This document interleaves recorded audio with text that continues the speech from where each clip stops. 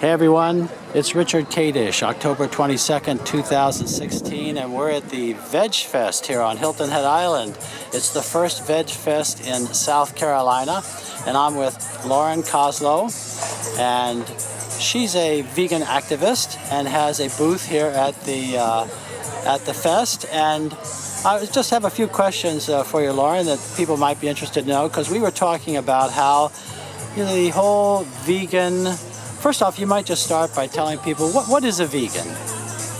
A vegan rejects animal exploitation in all its forms. It's used in food, entertainment, experimentation.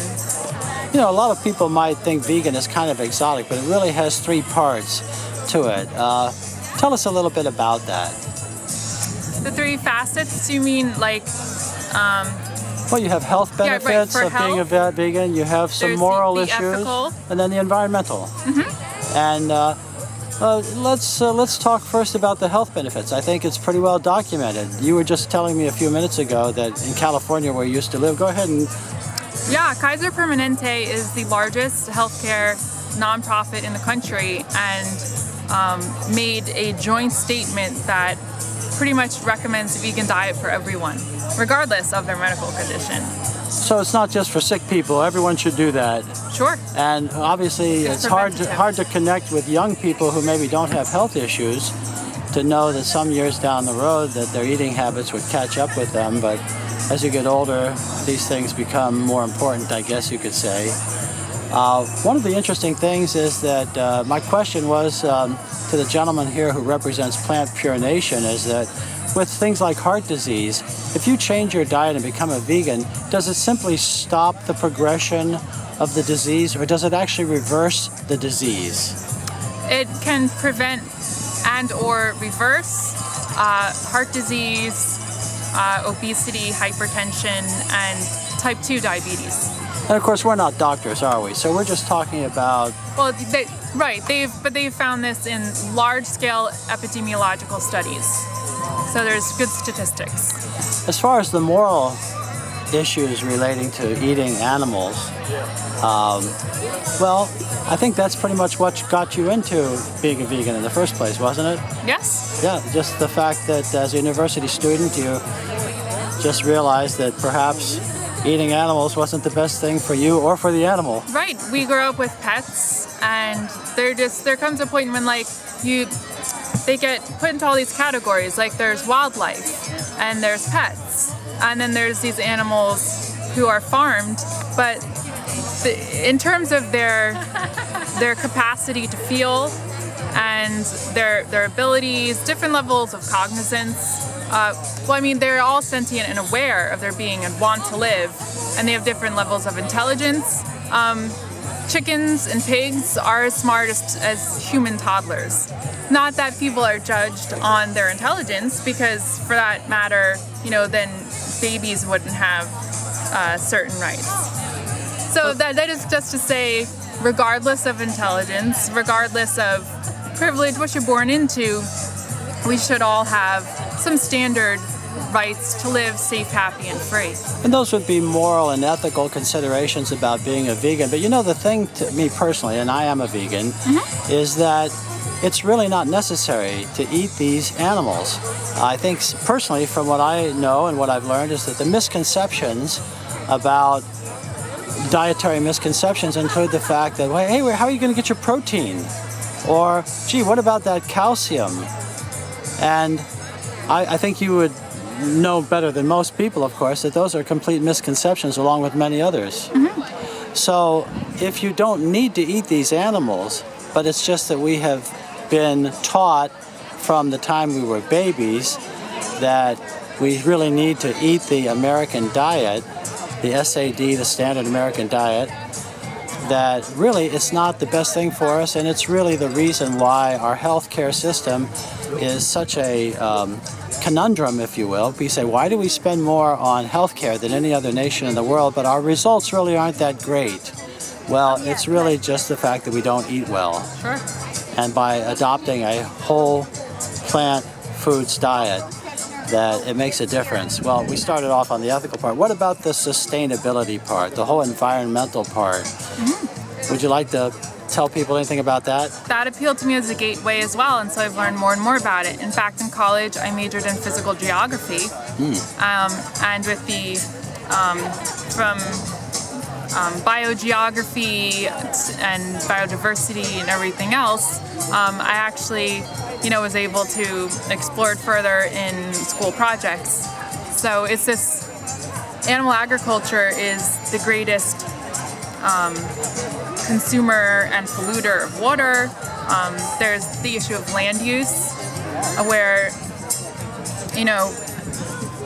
many football fields worth of land every second are being cleared for cattle grazing.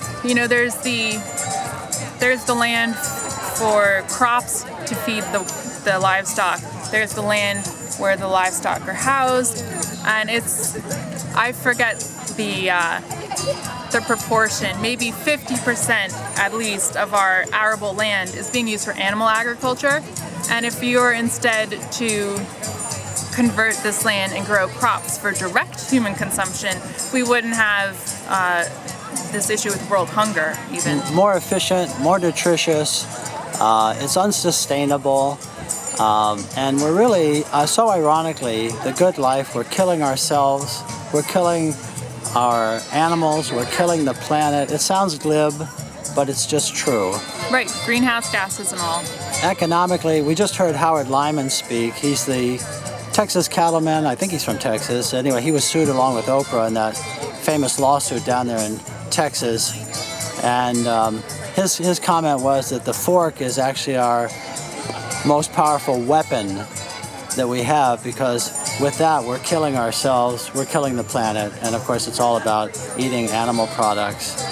I think that this VegFest, which is part of the grassroots plant pure nation movement, we can't rely on the government. We can't rely on our politicians, because let's face it, they're being paid by so many of these special interests. Mm-hmm. We have to rely on ourselves and people like you who are spreading the word through festivals like this, one meal at a time, one person at a time, one event at a time. It doesn't happen overnight. Mr. Lyman drew the analogy to women's rights and other great movements. It took time. Well, I think for people to change their diet, it does take time. And I don't know about you, but personally, I see it happening a lot. The writing's on the wall. And hopefully, if it accelerates as quickly as, let's say, global warming is accelerating, there is reason to hope. What do you think? Absolutely. I think the number of vegetarians more than doubled in a couple-year period in America. So that's great momentum. But as you said, there's our own choices, but really we all, I think, have a responsibility to spread that message to, in order to make progressive change. You're really doing that now, and thank you for talking with us. Now, I know you're involved in a couple of groups. If you wanted to give some contact information or website, please do. Sure. So locally here, there's Lowcountry Vegan Community Outreach, and we can be found at meetup.com. Meetup.com, okay. Yep. And that's a vegan group for community building. One of the main reasons there's recidivism from changing one's diet is because you feel like you're all alone, like you're an alien, because it's not the norm. So to have a support group really helps you stick with it, learn more, and share with like-minded people. And we have educational and social activities.